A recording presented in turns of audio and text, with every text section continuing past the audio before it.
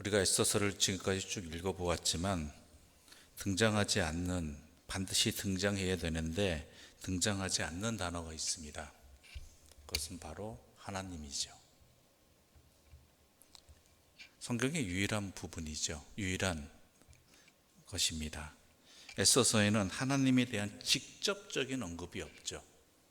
그런데 우리가 아시다시피 여러분 읽으시면서 곳곳마다 하나님의 손길이 있음을, 역사하심이 있음을 느끼게 된다라는 것입니다.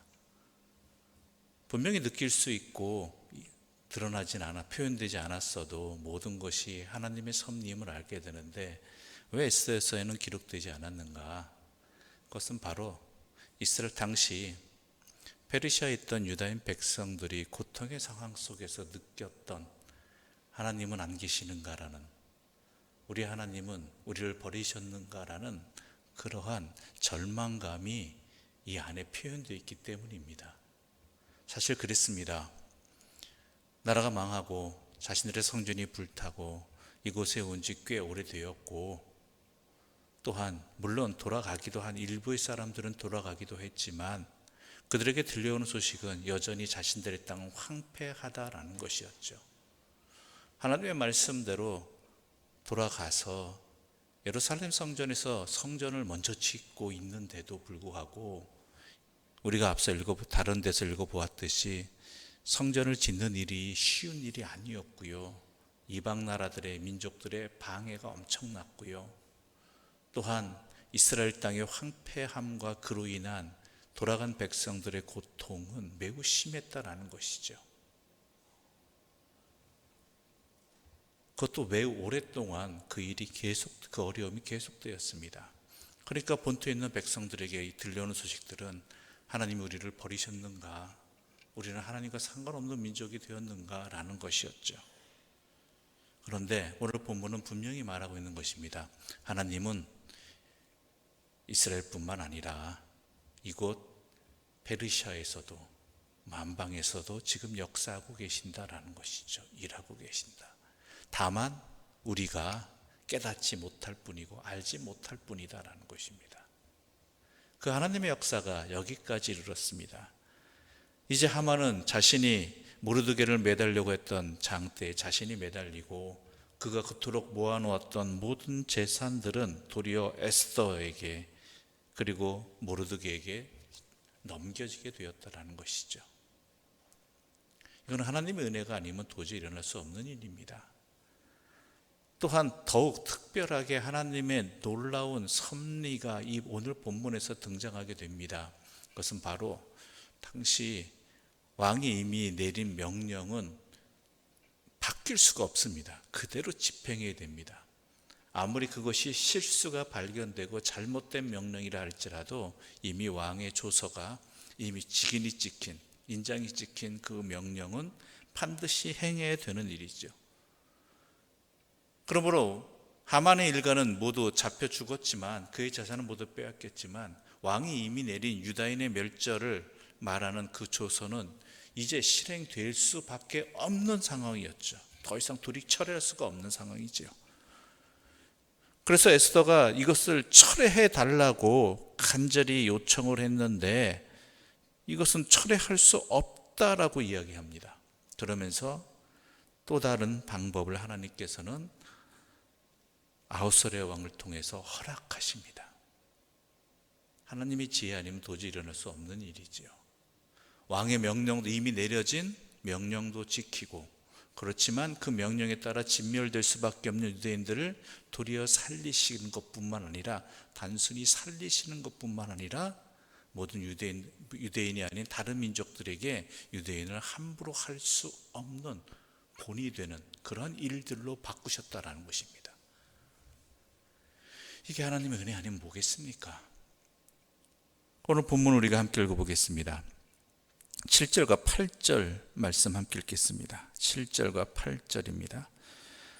아하수에로 왕이 왕후 에스더와 유다인 모르드게에게 이르되 하만이 유다인을 살해하려 함으로 나무에 매달렸고 내가 그 집을 에스더에게 주었으니 너희는 왕의 명의로 유다인에게 조서를 뜻대로 쓰고 왕의 반지로 인을 칠지니라.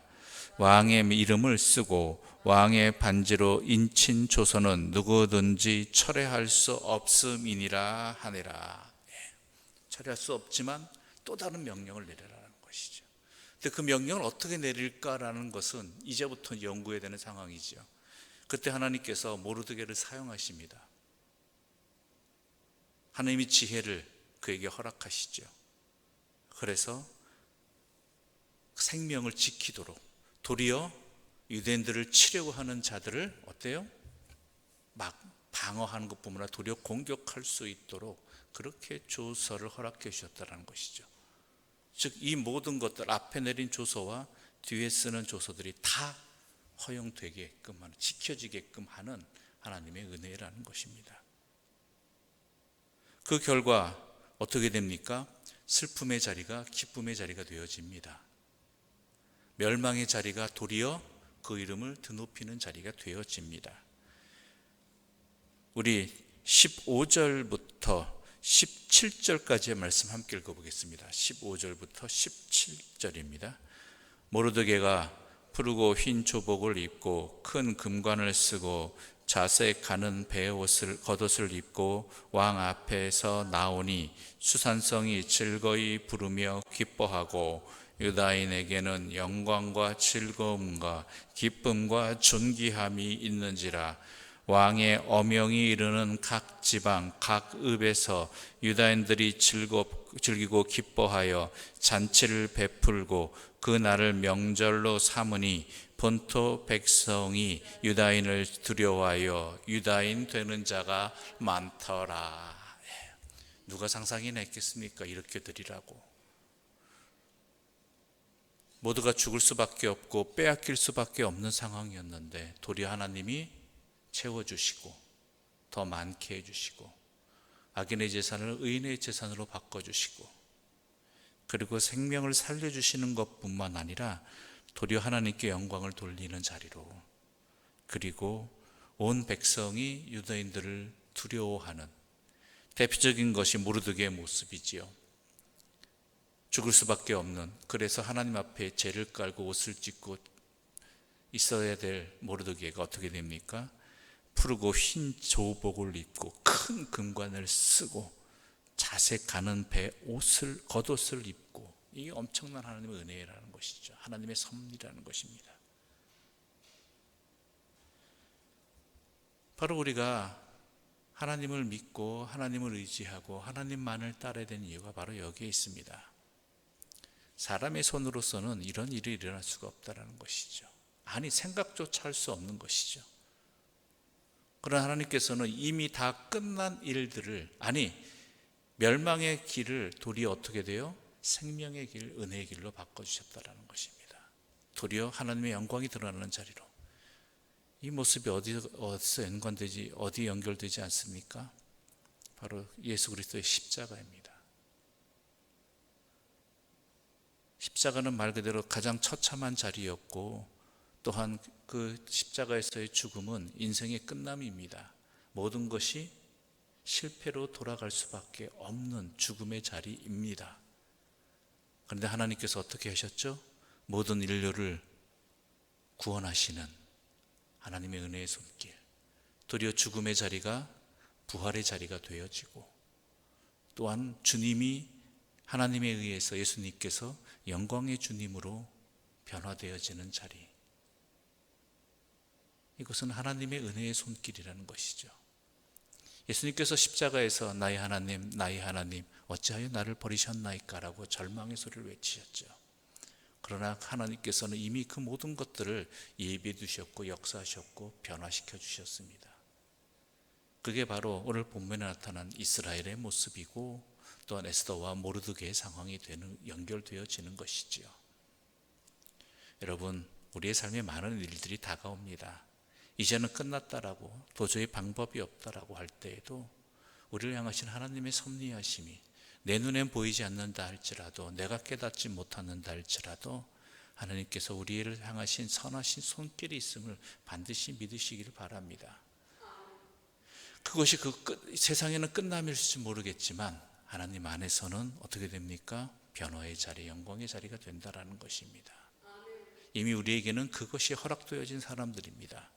우리는 죽음으로 끝나는 인생들이 아니라 하나님 안에 있는 영원한 생명이 허락되어진 사람들이고, 허무함으로 끝나는 인생이 아니라 하나님과 영원히 함께하는 기쁨과 영원한 즐거움과 또한 존귀한 생명이 되었다라는 것입니다.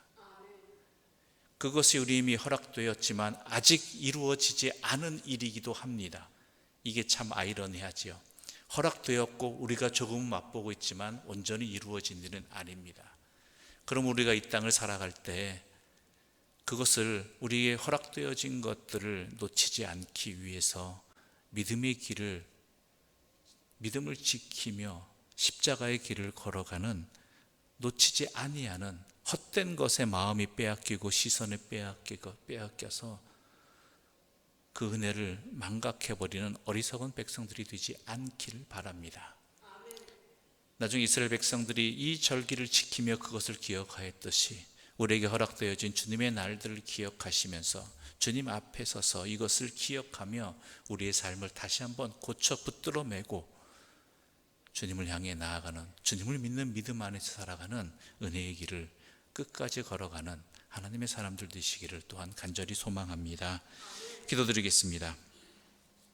하나님 아버지, 하나님만을 신뢰하게 하여 주셔서 감사합니다. 우리는 내 눈앞에 벌어지고 있고 내가 알고 있는 것이 전부인 줄 아는 인생입니다.